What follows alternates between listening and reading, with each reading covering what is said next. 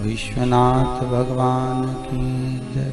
हर हर महादेव, हर हर महादेव, हर हर महादेव, हर।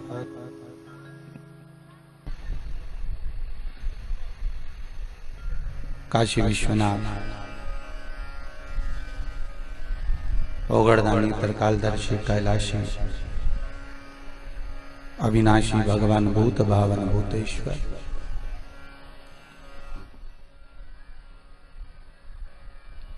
ओगड़दानी, त्रिकालदर्शी शंभु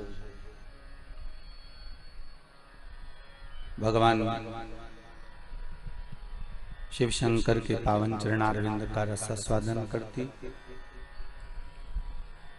ये भगवतमय जीवात्मा भगवान शिव की कृपा से, ओगड़दानी की दया से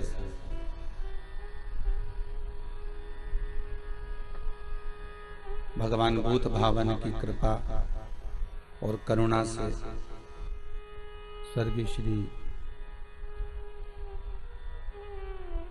राज बहादुर सिंह जी की स्मृति में उनकी धर्म पत्नी द्वारा श्रीमती बिंद्रा देवी जी के शुभ आशीर्वाद से पुत्र और पुत्र वधुओं द्वारा भगवान भूत भावन भूतेश्वर भगवान शंकर की पावन कथा का रसास्वादन करने का सौभाग्य अपन सभी को भगवान शिव की करुणा से इस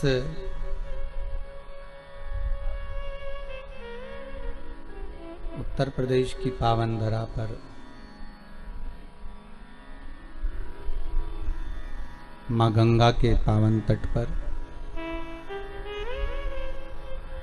पांडे तारा में भगवान शिव की कथा को श्रवण करने का सौभाग्य मिला है। बड़े भाग्यशाली हैं अपन सब। नवरात्रि में माता की सतचंडी यज्ञ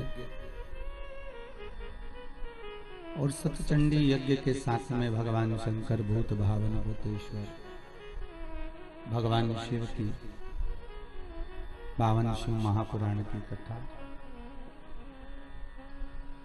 जो जीवन का एक सुख प्रदान करने वाली है, आनंद देने वाली।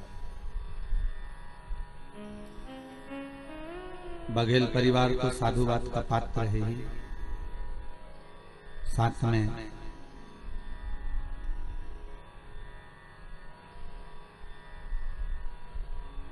आप सब भी जो शंकर की पावन कथा को घर बैठकर टीवी चैनल के माध्यम से, फेसबुक यूट्यूब के माध्यम से श्रवण कर रहे हैं और अपने जीवन को सार्थक बना रहे हैं।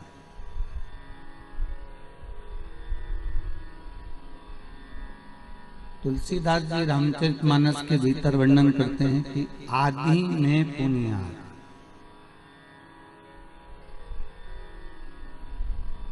अगर थोड़ा सा भी समय, एक पल भी, एक घड़ी भी, एक क्षण भी हमको अगर भगवान की भक्ति के लिए मिल जाए तो वो हमारे जीवन को सार्थक बना देता है।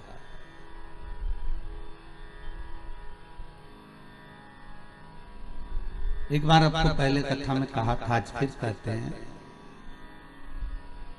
आप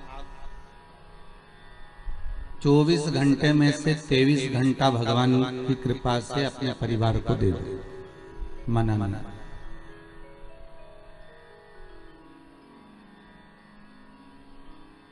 हम आपसे ये भी नहीं कर रहे कि आप 24 घंटा भगवान को दो, आप 24 घंटा भगवान को दो, ये परिवार में, कुटुंब में, कबीले में, रिश्ते में, नाते में आप 23 घंटा दे दो।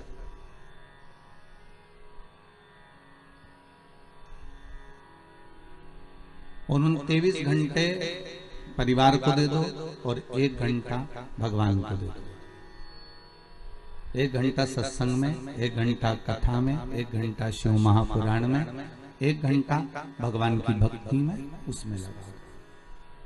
दे दो 23 घंटे। परिवार वाले अगर आप 24 घंटा भगवान को दोगे तो परिवार वाले को तुम्हें झेलेंगे?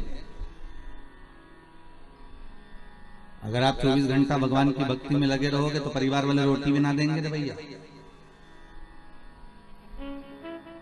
कहेंगे इनके पास काम ही क्या है, दिन भर तो भगवान की कथा सुनते रहते हैं, दिन भर भगवान का भजन करते रहते हैं, घर में बैठी बैठी बस टीवी चालू करा, सीओर वाला महाराज भी मिल जाता है 4 बजे से 7 बजे तक, और इन्होंने मोबाइल खोला और कथा देखना प्रारंभ किया।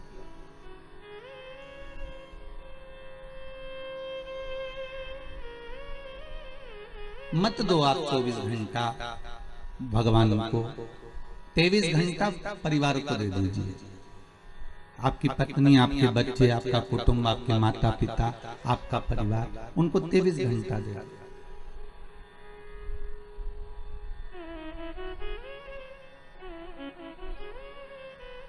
पर 1 घंटा, 24 घंटे में से 1 घंटा आप भगवान की भक्ति में लगाओ।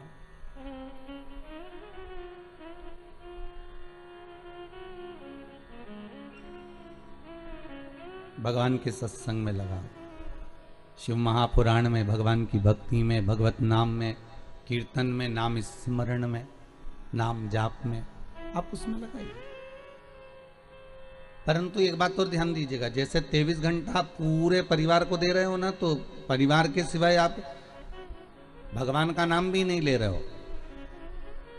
क्योंकि जब आप काम में लगे रहते हो ना, किसी पारिवारिक सोफे पे बैठकर, जब शादी ब्याह में, कोई फंक्शन में जब तुम बात करने बैठते हो ना, गप्पे लगाने, तो फिर तुम्हें भगवान थोड़ा ना याद आता। तुम तो परिवार में ऐसे भूल जाते हो कि बस अब तो अपनी, और पाँव पसारे और लंबा पाँव करा और इधर सोफे पर हाथ रखा और इधर 2-4 काका ने, बुआ ने, फूफा ने सब बैठ गए और जो बात चालू हुई, फिर तुमने भगवान को कौन गिन रहा?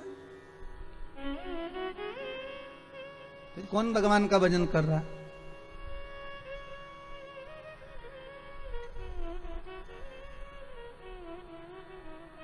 फिर तो तुम परिवार को दे रहे हो ना संपूर्ण समय।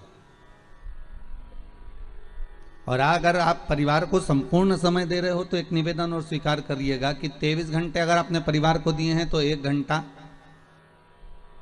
परमात्मा को अगर दे रहे हो तो उस परमात्मा के समय में फिर परिवार नहीं आना चाहिए।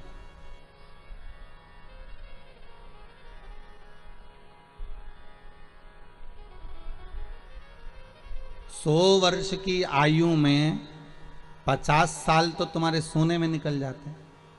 अरे बोलो सही है कि गलत है? 50 वर्ष सोने में निकल, बच्चे कितने तुम्हारे पास में? 50।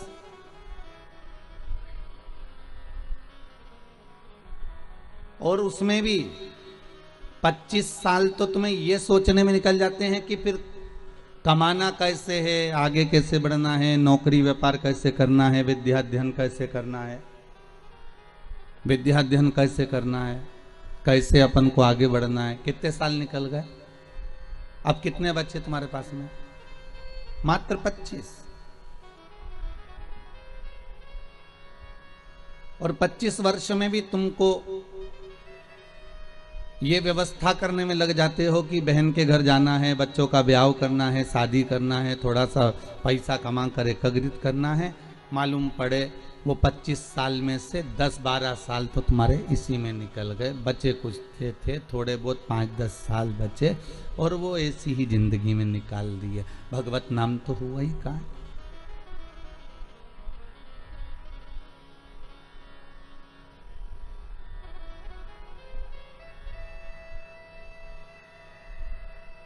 चौबीस घंटों में से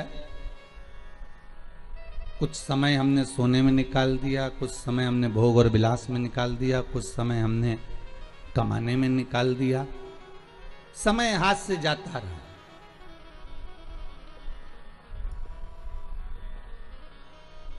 और जब मृत्यु का पल सामने खड़ा हुआ था, यमराज बनावे बंदी, और काया हो गई गंदी, मेरे प्राण छूटे भोलेनाथ, तो तुम नंदी लेकर आ जाना।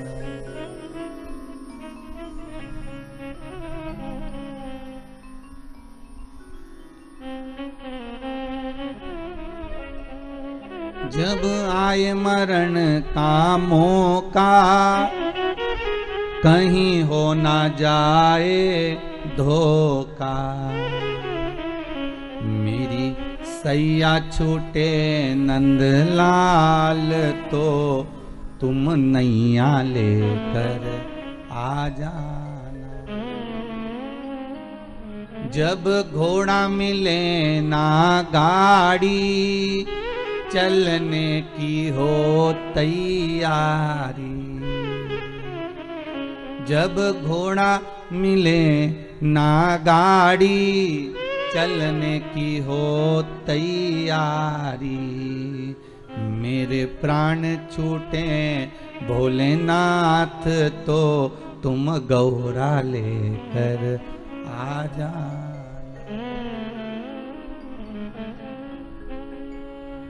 और इस भजन की एक लाइन सबसे सुंदर है, उसको आप भी ध्यान रखिएगा महाराज। जब तन में उठेगी ज्वाला, कोई पास न आने वाला।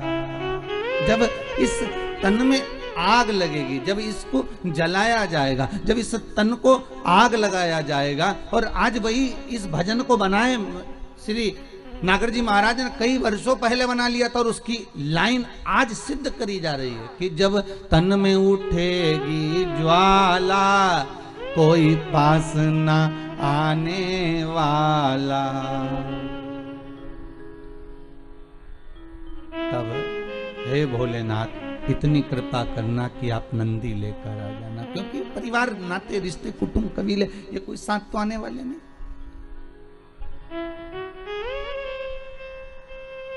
कौन साथ देगा आपको?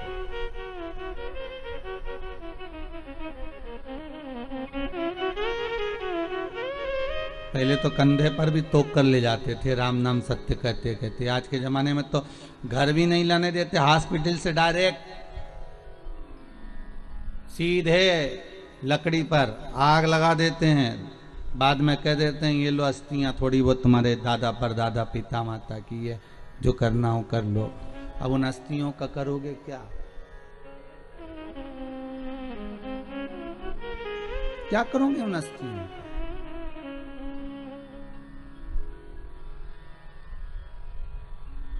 जब तन में उठेगी ज्वाला, कोई पास ना आने वाला। सारे दूर खड़े खड़े देखते रहेंगे, आग लगाकर थोड़ी दूर पर खड़े हो जाएंगे, कोई साथ नहीं देगा। फिर साथ कौन देगा? तो शिव महापुराण की कथा कहती है कि माता के गर्भ में तू अकेला था, ना भोजन करता था, ना नौकरी करता था, ना तू सर्विस करता था, ना तू कमाने जाता था। माता के गर्भ में जैसे तू अकेला था, तो तेरा भरण पोषण मैंने करा था। माता के गर्भ में तू पड़ा रहा, तो तेरा ध्यान मैंने रखा था। माता के गर्भ में तू रहा, तो तेरा भोजन देने का काम मेरा था। माता के गर्भ में जब तू पड़ा रहा, तो तुझे जीवित रखने का कार्य मेरा था। तो भगवान शंकर की कथा कहती है कि मरने के बाद का भी टेंशन मत लेना कि लोग जलाकर दूर बैठ जाएंगे। दुनिया के लोग दूर बैठकर तुझे देखते रहेंगे आग लगते हुए, और शंकर कहते हैं कि तूने अगर मेरा एक बार भी नाम लिया है तो मैं नहीं देख पाऊंगा, मैं तुझे जाकर अपनी बाहों से लपेट लूंगा, अपनी बाहों से लगा लूंगा। किसी ने कहा शंकर भगवान को और कोई भस्म नहीं मिली रमाने के लिए?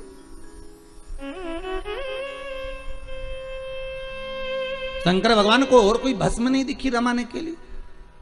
अरे गाय के गोबर का कंडा बनाकर उसकी भस्म बना के शंकर जी लगा लेते। नहीं नहीं नहीं।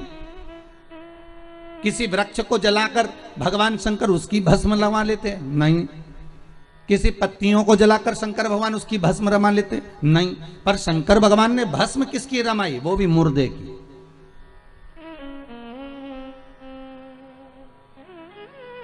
आखिर क्यों, किस लिए?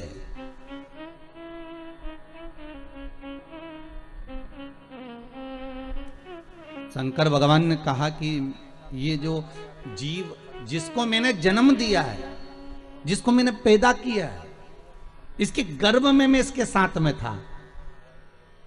परिवार वाले तो बाद में जब इसको बाहर निकाला गया, गोदी में लाकर दिया गया, और ये डॉक्टर सिस्टर ने जब इसको गोदी में दिया, तब लोगों ने प्रेम करा, तब इस लोगों ने स्नेह करा, तब लोगों ने इसको गोदी में लिया। पर इसके बाद तो जनता ने इसको संभाल लिया, फिर दुनिया ने इसको साथ लिया, पर अंदर तो मैं ही था 9 महीने तक।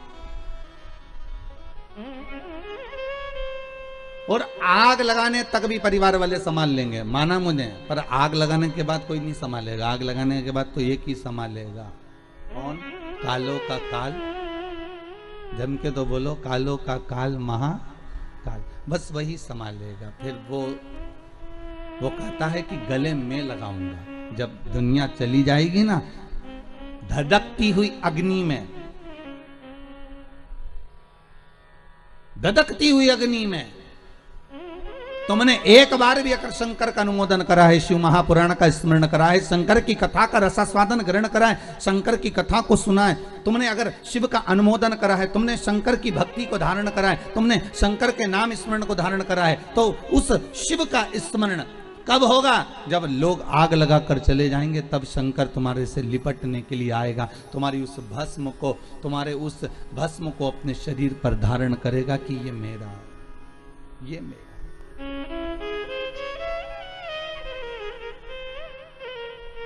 ये जो भस्म है इसकी शरीर की, ये मेरी द्वारा दी हुई है, मेरी।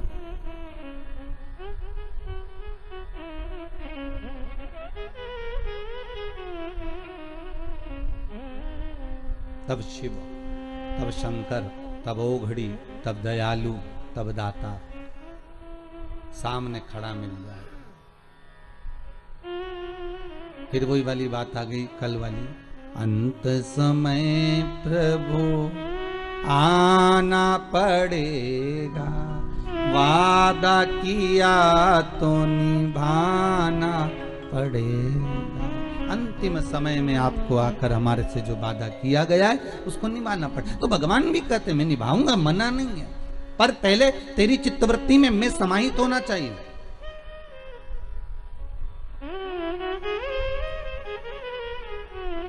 शिव कह रहे हैं तुम्हारी चित्तवृत्ति के भीतर मेरा समाहित होना जरूरी है।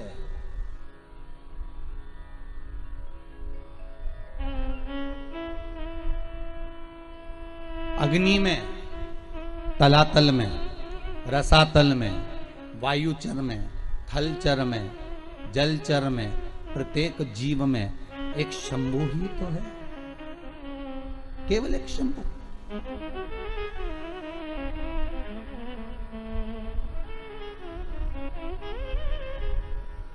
वो समाहित हो जाए।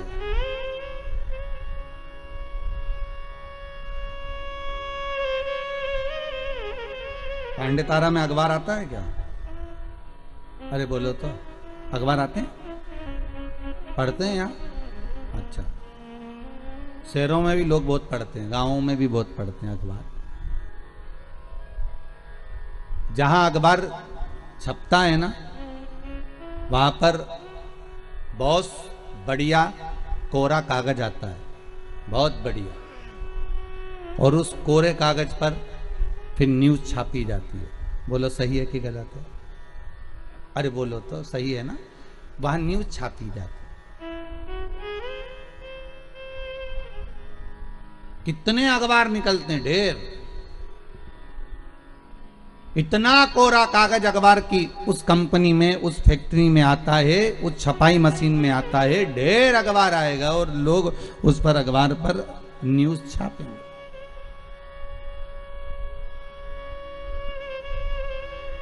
पर कितनी भी अच्छी न्यूज छाप लो, कितनी भी बढ़िया न्यूज छाप लो, आखिरी में उस अखबार के कागज पर पोया जलेबी ही खाएंगे। अरे बोलो रे, सही है कि गलत है? मुरमुरा ही खाएंगे। उस अखबार के कागज पर तुम कितनी भी बढ़िया न्यूज छाप लो, पर वो अखबार के कागज पर भले कितनी भी जोरदार न्यूज छापो, अच्छी से अच्छी छापो, पर उस पर लोग मुरमुरा खाएंगे या फिर पोया खाएंगे या समोसा खाएंगे, कचौड़ी खाएंगे, जलेबी खाएंगे, या उस पर कुछ भी रखकर खाएंगे, पर वो अखबार का टुकड़ा बाद में किसी काम का नहीं रहेगा, फेंक दिया जाएगा। बोलो सही है कि गलत है? उसकी जो शांति वो घट गई, उसमें पोया जलेबी खाया गया। और मान लो जो कोरा कागज अखबार की फैक्ट्री में गया, जो कोरा कागज उस अखबार के कंपनी में गया, उस प्रिंटिंग मशीन में गया, और वहां जो न्यूज छापी, इतनी बड़ी बड़ी न्यूज छापी, एक से बढ़कर एक छापी, पर आखिरी में लोगों ने उस पर पोया जलेबी खाया। मान लो वही कोरा कागज जो अखबार की कंपनी में गया, जो अखबार की फैक्ट्री में गया, जो प्रिंटिंग मशीन में गया, वही कोरा कागज गीता प्रेस गोरखपुर में चले जाता और उस पर अगर रामायण और गीता लिखा जाती तो फिर कोई पोया जलेबी खाता? अरे बोलो तो जम के, कोई खाता पोया जलेबी? नहीं। फिर क्या करते उसको? लाल कपड़े में बांधकर, संजोकर, साध कर उसकी पूजन करते। फिर उस पर ना तो कोई पोया खाता, ना कोई जलेबी खाता, ना कोई मुरमुरा खाता। बस जैसे अखबार कंपनी में कोरा कागज गया तो उस पर न्यूज तो छपी, अच्छी अच्छी छपी, पर उसके बाद भी पोया जलेबी खाया गया। पर वही कोरा कागज जब गीता प्रेस गोरखपुर में गया और वहां प्रिंटिंग प्रेस पर रामायण की चौपाइयां, गीता के श्लोक जब लिखे गए, भागवत रामायण गीता लिखी गई, तो किसी ने उसमें मुरमुरा नहीं खाया, किसी ने उसमें समोसा नहीं खाया, किसी ने उसमें पोया जलेबी नहीं खाया। बस यही हमारा जीवन है। इस कोरे कागज को संसार की कंपनी में डालोगे तो यहां जो छपाई होगी वो मुरमुरा खाने की काम आएगी। और ये जो शरीर है इसको भगवान की भक्ति में डालोगे तो ऐसी प्रिंटिंग होगी कि ये भगवान के काम आ जाएगी। ये कोरा कागज है। इस कोरे कागज को तुम चाहो तो अखबार जैसा बना दो, इस कोरे कागज को तुम चाहो तो रामायण जैसा बना दो। ये कोरा कागज है, मर्जी तुम्हारी है कि कौन सी प्रिंटिंग मशीन में इसको प्रिंट करवाएं।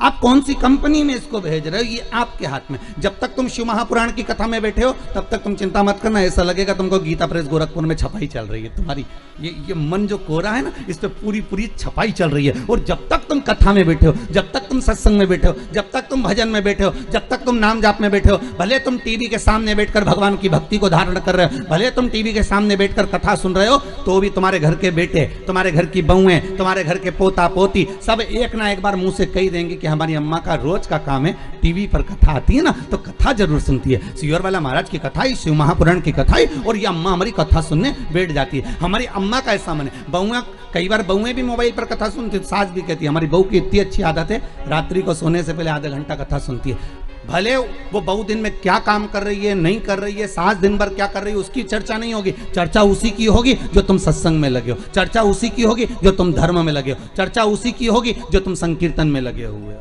और किसी चीज की चर्चा नहीं है। इस कोरे मन को, इस कोरे शरीर को, इस कोरी चित्त वृत्ति को, इस मन को, आपका मन है कि आप अखबार जैसा इस पे न्यूज छापना हो तो न्यूज छापो, संसार की बातें करना हो तो संसार की बातें करो। उनकी अम्मा ने ऐसा कर दिया, उनकी बहू ऐसी कर गई, बताओ उनकी लड़की ने वहां शादी कर ली, बताओ उनने इतनी फैक्ट्री खरीद ली, बताओ उनने ऐसा कर लिया। ये न्यूज है, छापे जाओ। ये किसी काम आएगी क्या? जितनी छापोगे उतने लोग कहेंगे आओ ये तो दिन भर बुराई करे, इसका तो ऐसे ही काम है। और कोई अगर भगवान के भजन में लगा रहे, कोई अगर सत्संग में लगा रहे, तो लोग कहेंगे वाह वाह कितना जोरदार, बढ़िया, भगवान की भक्ति में डूबे हुए, भगवान का भजन कर। ये मन तुम्हारा है, ये चित्तवृत्ति तुम्हारी है। इसको मन को तुम कहां लेकर जाना चाहते हो? इस चित्तवृत्ति को आप कहां लेकर जाना चाहते हो? आप इस पे अगर चाहो तो पोया जलेबी भी खा सकते हो, आपका मन है। अगर आप चाहो तो गीता प्रेस गोरखपुर की छपाई करवा कर, अर्थात राम नाम कृष्ण नाम का स्मरण कर कर, शंकर के नाम का स्मरण कर कर, इस मन को, जैसे संत तुकाराम, नामदेव, मीरा, कर्मा, नरसिंह मेहता, ध्रुव, प्रहलाद, इन्होंने अपनी इस कोरे कागज को, इस पर न्यूज नहीं छापी, उन्होंने इसको अपने भगवान की भक्ति में लगा दिया, इस चित्तवृत्ति को लगा दिया।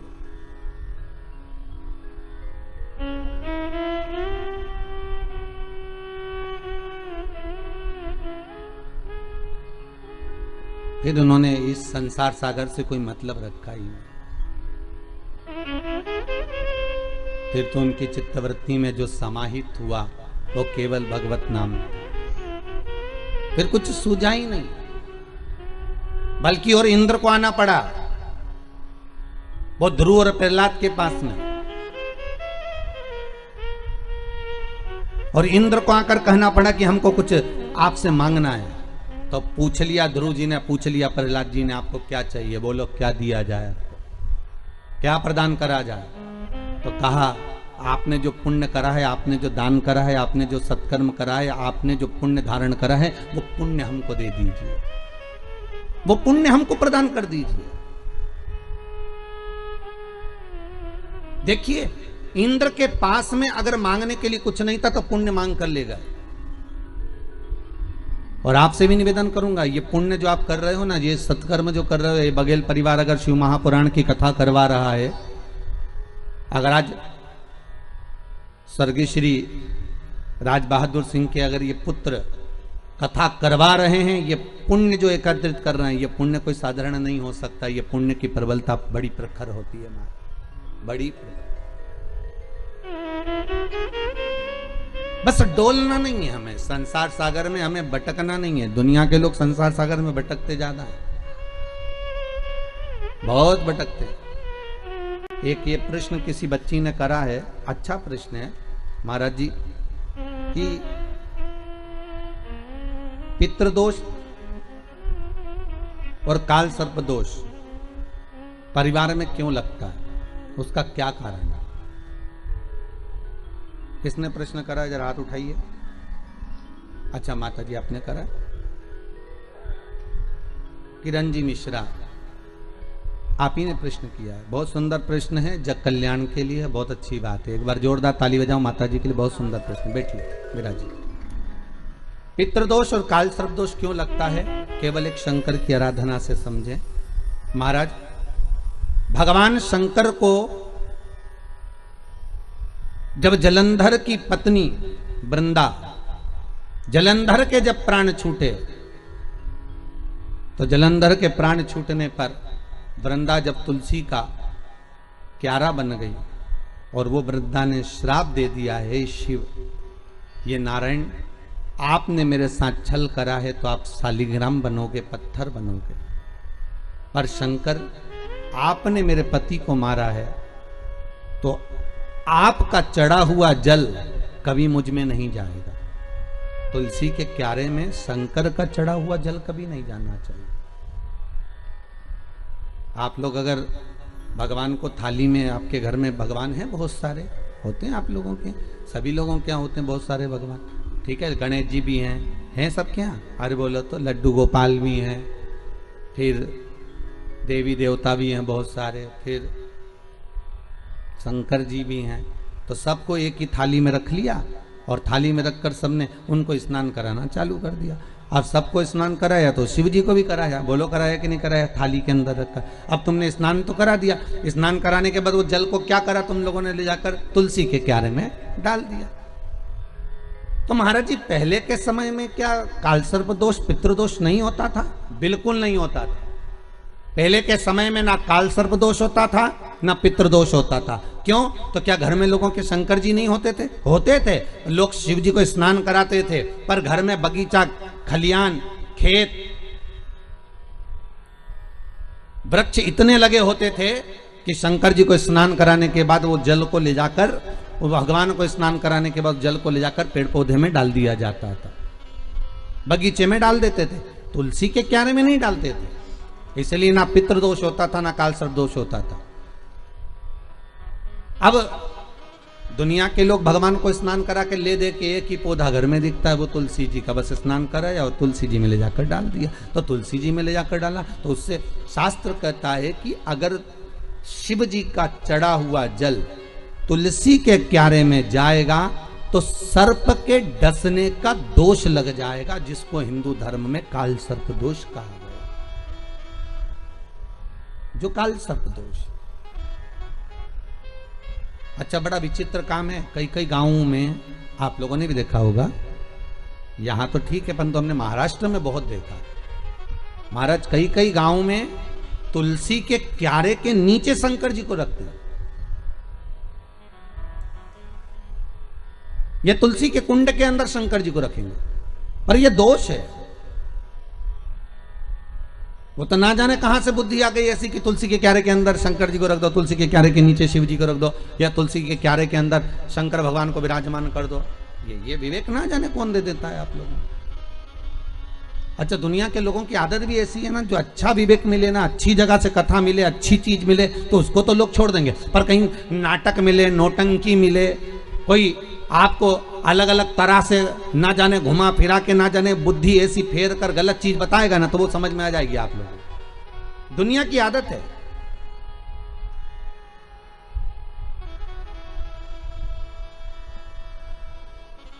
अरे जरा सा गलत देखने पर अश्वत्थामा की बुद्धि फिर सकती है।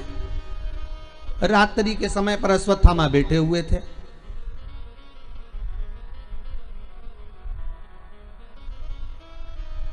और रात्रि के समय पर अश्वत्थामा बैठे, और बैठे बैठे अश्वत्थामा ने क्या देखा कि एक वृक्ष के कोटर में कौवे के अंडे रखे हुए हैं, कौवे के बच्चे रखे हुए हैं, और एक उल्लू रात्रि के समय पर उड़ता उड़ता आया, और वो कौवे के अंडों को उसने रात के समय, कौवा जब सो गया तो उसके अंडों को, उसके बच्चों को मार दिया।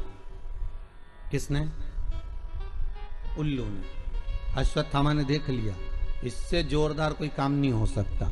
अगर ये पांडव जीते, नेत्र खुलने के बाद अगर नहीं मर रहे, तो एक काम करता हूं, जैसे उल्लू रात को आया और उसने कौवे के अंडों को मार दिया, कौवे के बच्चों को मार दिया, तो अश्वत्थामा ने भी विचार करा, एक काम करता हूं, मैं भी सोते समय पर जाता हूं और मार देता हूं। और अश्वत्थामा ने करा क्या, जब पांडवों के पुत्र सो रहे थे और अश्वत्थामा उनको सोते हुए को मार आया, सोते हुए। बस केवल रात्रि को एक जरा सा एक लीला देखी, और उस बुद्धि में, अश्वत्थामा के उस विवेक में वो समाहित हो गया। गलत चीज लोगों की बुद्धि में तुरंत आ जाती है कि हाँ हाँ उसने ऐसा करा, उसने तुलसी जी के क्यारे में शिवलिंग रखा तो अपन भी रख लो, उसने ऐसा करा तो अपन भी ऐसा कर लो, उसने यूं करा तो अपन भी ऐसा कर लीजिए।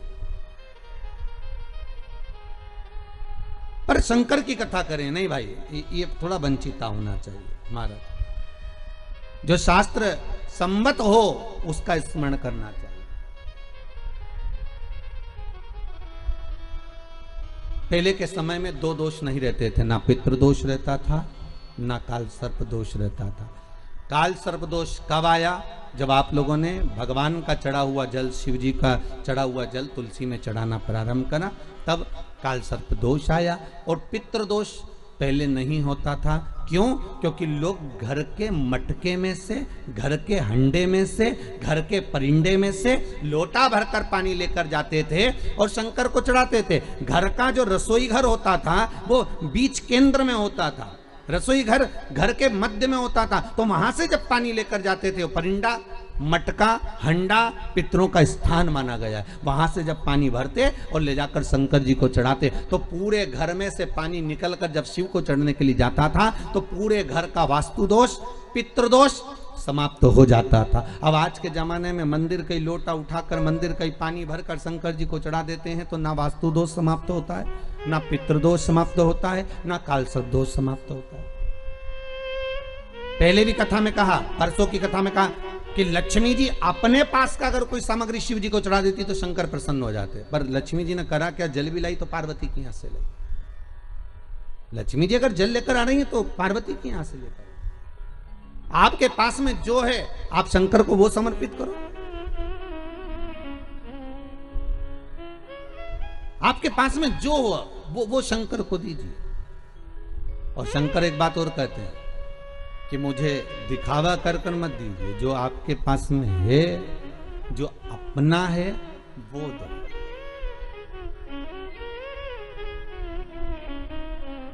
और जो श्रेष्ठ हो,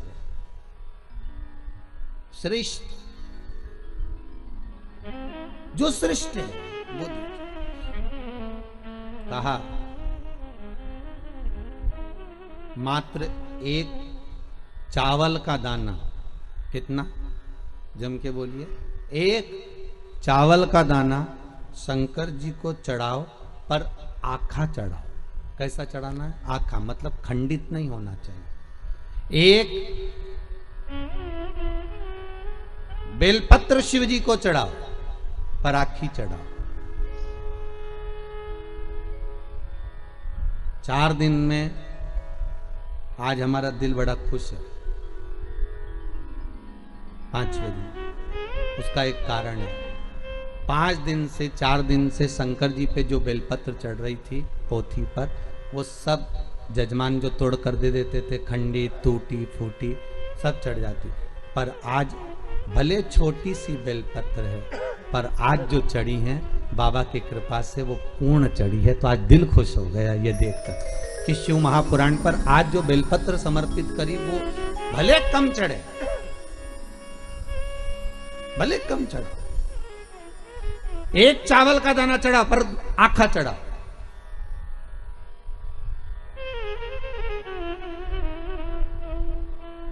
आज हमें बड़ी खुशी मिली है इस व्यासपीठ पर आए। जब बेलपत्री थोड़ी सी हाथ में आई तो देखा कि भले छोटी सी है पर सुंदर कितनी है। आज बाबा इसको अंगीकार करेंगे, स्वीकारेंगे। शिव महापुराण की पोथी नहीं होती महाराज। 7 दिन, 9 दिन, 5 दिन, जितने दिन तक शिव महापुराण जिस जगह पर रखी रहती है, जिस कुल में, जिस परिवार में, जिस भाव में रखी रहती है, वहां पर ये 12 ज्योतिर्लिंग 7 दिन के लिए विराजमान होते हैं। उस पर चढ़ाई गई बेलपत्री का फल 12 ज्योतिर्लिंग पर चढ़ाई गई बेलपत्री के फल के बराबर होता है। 12 बेल ज्योतिर्लिंग के बराबर है। उसका फल एक आनंदी, बड़ी प्रसन्न। थोड़ा दो भगवान को पर अच्छा। पर दुनिया के लोगों की आदत ये थी, अच्छी चीज होती है ना वो अपने लिए रख लेते। बहुत अच्छी साड़ी है तुम्हारे पास में तो बहू को दे दोगी, और अच्छी साड़ी है तो तुम अपनी बेटी को दे दोगी। साड़ी थोड़ी भी गड़बड़ है तो भागवत पे चढ़ा दोगी। इतनी खुश होकर चढ़ाओगी, भागवत महारानी पे चढ़ा दी। अब तुम सोचोगे भागवत जी पे साड़ी चढ़ा दी, और वो साड़ी जो किसी काम की नहीं, वो साड़ी जो किसी के काम की नहीं, जब तुम्हारी बेटी के काम की नहीं, तुम्हारी बहू के काम की नहीं, तुम्हारे काम की नहीं, तो तुमने जो भागवत जी पे चढ़ाई वो महाराज की पत्नी पहनेगी? अरे बोलो तो कहीं नहीं पहने। तुमसे ज्यादा जोरदार महाराज की पत्नी तो कहीं पहने ऐसी साड़ी? किस काम की हो? इसलिए शिव महापुराण भले थोड़ा लग जाए, लोगों को लगता है कि महाराज जी ऐसी बात बोल, पर एक चढ़ाओ पर अच्छा चढ़ाओ। एक चावल का दाना चढ़ाओ, अच्छा चढ़ाओ। एक बेलपत्र चढ़ाओ भगवान को पर वो अच्छी चढ़ाओ। एक पुष्प चढ़ाओ, अच्छा चढ़ाओ। एक वृक्ष की पत्ती चढ़ाओ पर अच्छी चढ़ाओ। एक दुर्वा चढ़ाओ पर अच्छा चढ़ाओ। एक लोटा पानी चढ़ाओ पर अच्छा चढ़ाओ। दिल से चढ़ाओ। हमें नहीं लेना मंदिर का पानी, हमें नहीं चाहिए मंदिर का जल, हमें तो घर से लेकर जाएंगे, भले इतना सा लेकर जाएं, वो चढ़ाएं।